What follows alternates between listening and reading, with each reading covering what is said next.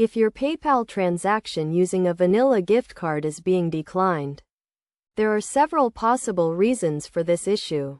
Firstly, the gift card may not be activated, in which case you should locate the phone number on the card and contact the customer service representative to request activation. Another reason could be that the card has not been added to your PayPal wallet.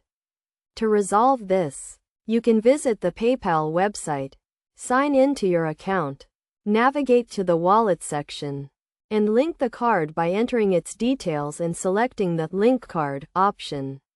Additionally, if you are attempting to use the card for repetitive or recurring payments, this may also cause the transaction to be declined, as prepaid cards cannot be used for such payments.